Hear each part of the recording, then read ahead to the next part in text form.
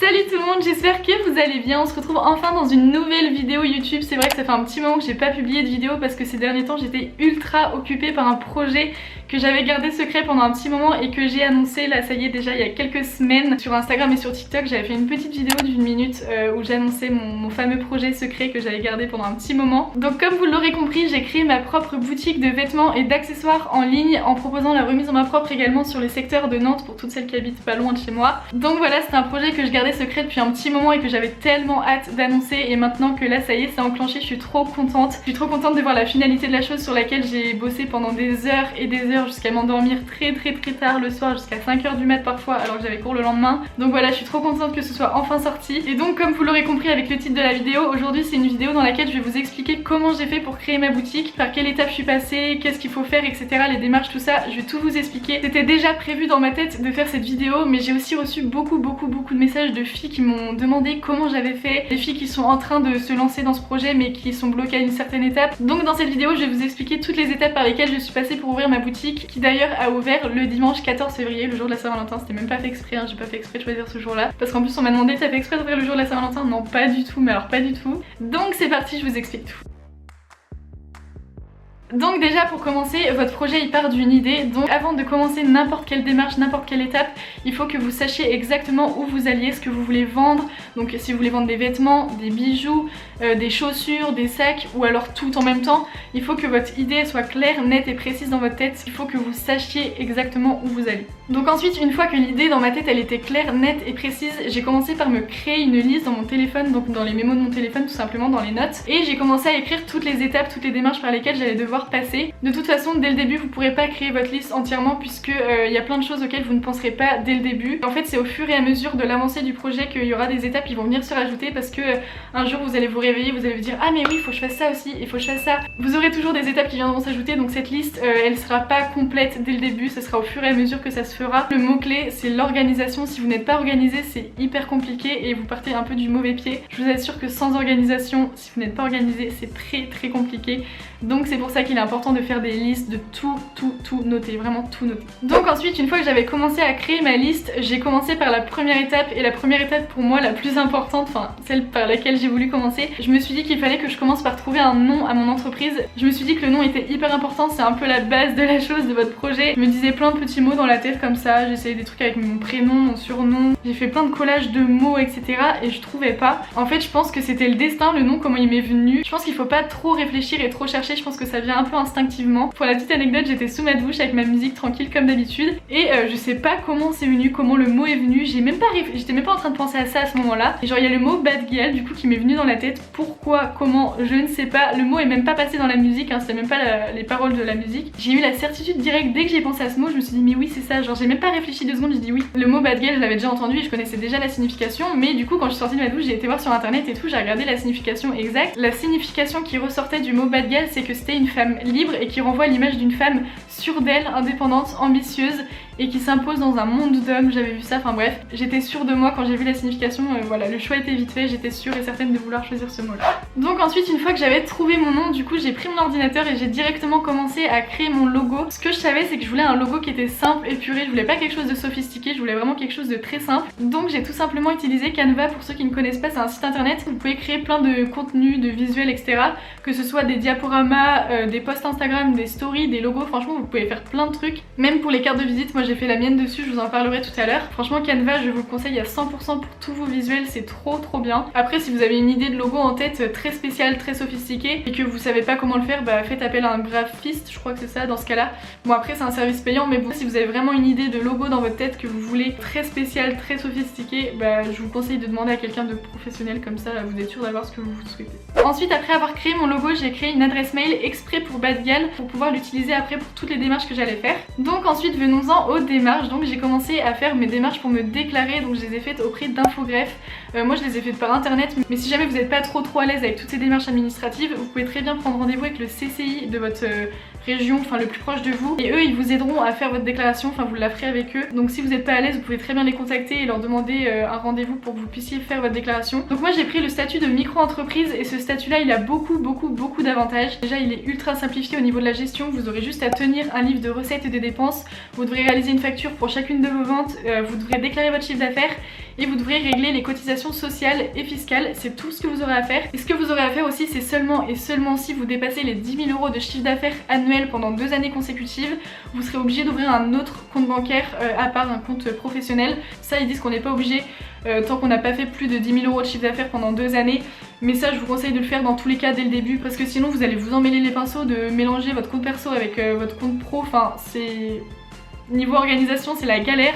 Donc je vous conseille dans tous les cas d'ouvrir un autre compte bancaire. Vous n'êtes pas obligé d'engager des frais pour ouvrir un autre compte. Vous avez des banques qui vous proposent des comptes professionnels gratuits, donc voilà. Ensuite, un autre avantage considérable en tant qu'auto-entrepreneur, c'est que vous n'êtes pas redevable de la TVA tant que vous ne dépassez pas 85 800 € de chiffre d'affaires par an, ce qui veut dire que vous ne facturez pas la TVA à vos clients et donc que vous pouvez proposer des prix plus compétitifs que certains de vos concurrents qui eux doivent facturer la TVA à leurs clients. Un autre avantage que vous apporte ce statut, c'est que vous pouvez bénéficier de l'ACRE, d'un dispositif d'exonération partielle des charges sociales pendant la première année, ce qui veut dire que pendant toute la première année de votre activité, vous payez moins de charges sociales. Et aussi à savoir que les cotisations sociales que vous payez, elles dépendent de votre chiffre d'affaires, donc vous ne pourrez jamais payer plus que ce que vous avez gagné. Et cette déclaration auprès d'Infogreffe, elle a été traitée hyper rapidement parce qu'en moins d'une semaine, j'avais déjà mon extrait de cabis avec mon numéro de tiré, donc voilà. Donc ensuite, une fois que j'avais fait cette déclaration, j'ai commencé à créer mon site web. Donc pour créer votre site, soit vous passez par un prestataire, mais du coup c'est assez coûteux parce que c'est une prestation payante, ou alors vous faites comme j'ai fait, vous passez par une plateforme, que ce soit Shopify, Wix, je sais qu'il en existe plusieurs,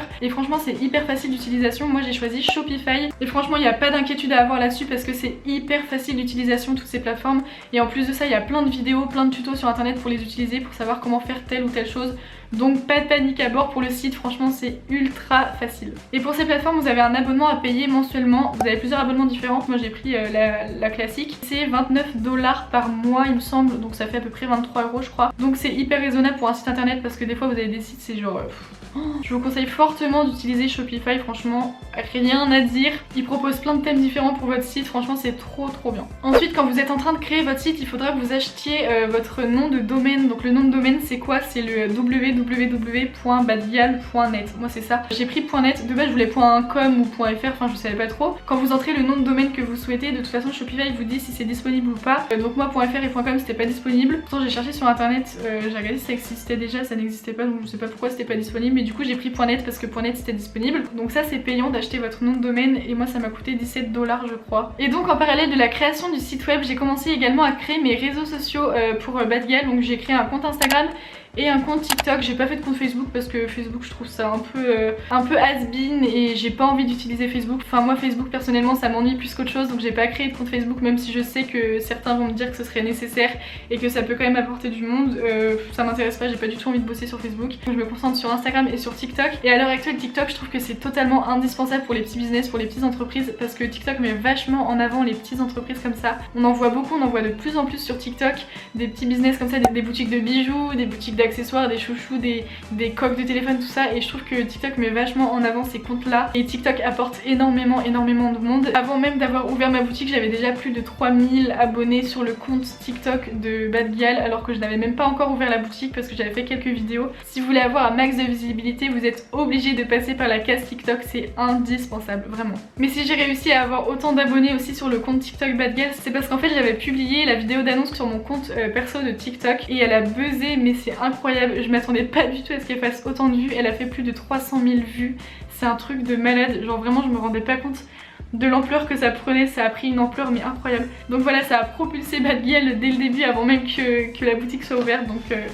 trop bien. C'est pour ça que je vous dis mettez-vous à TikTok parce qu'à tout moment une vidéo TikTok peut percer du jour au lendemain sans comprendre, donc voilà, mettez-vous à TikTok, c'est indispensable, je ne le dirai jamais assez, vraiment c'est...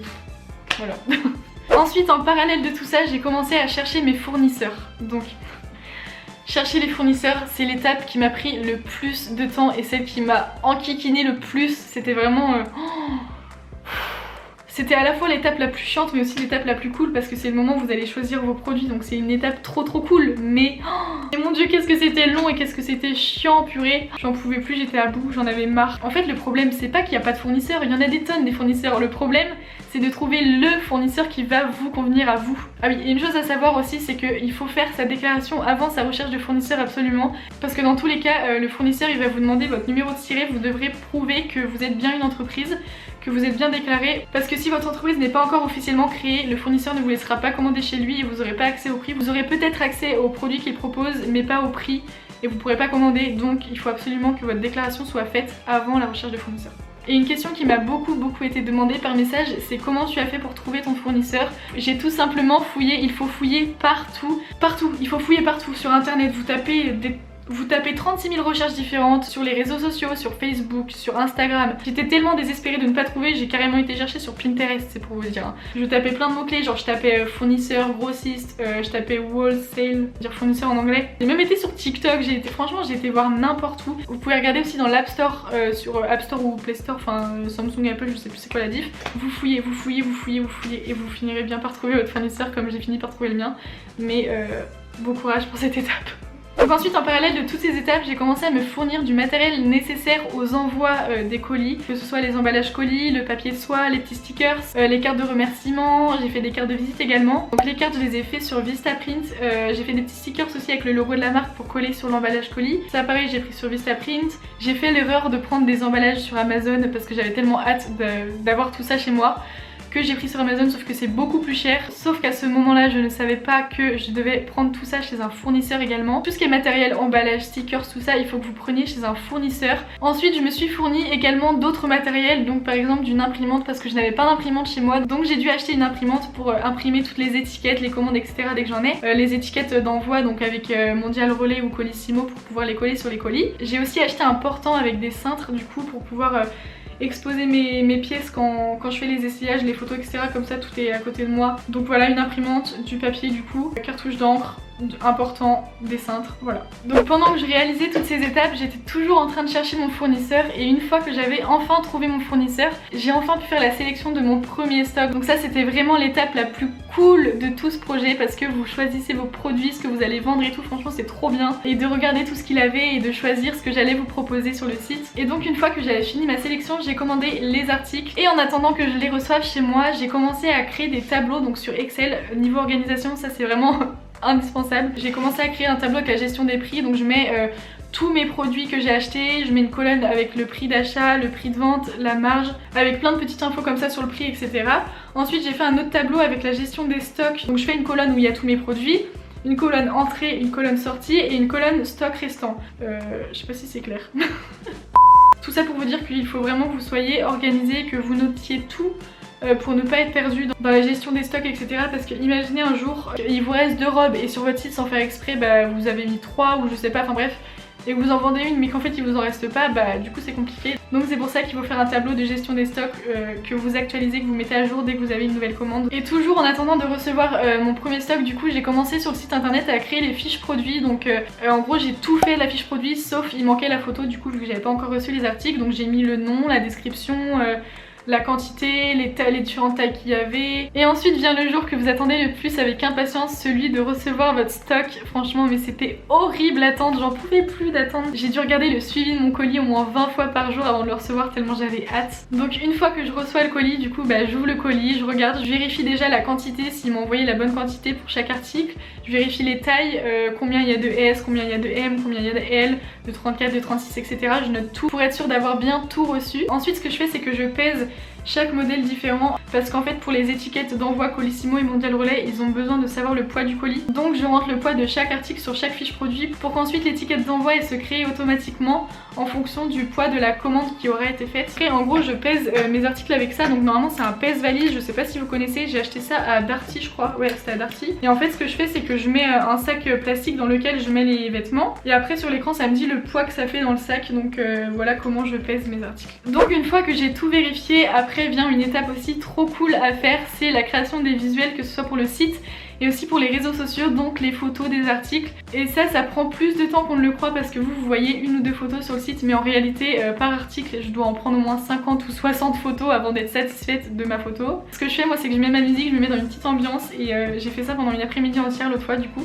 J'ai créé un album sur mon téléphone que j'ai nommé visuel réseau, un truc comme ça. Donc quand vous prenez les photos pour votre site, je vous conseille de créer des vidéos, des stories, etc. en avance plutôt que tous les jours devoir ressortir un modèle, refaire une story et tout. Tu vois, je me pose la question pourquoi j'avais plus de nouvelles de toi, puis maintenant je réalise que c'est ça.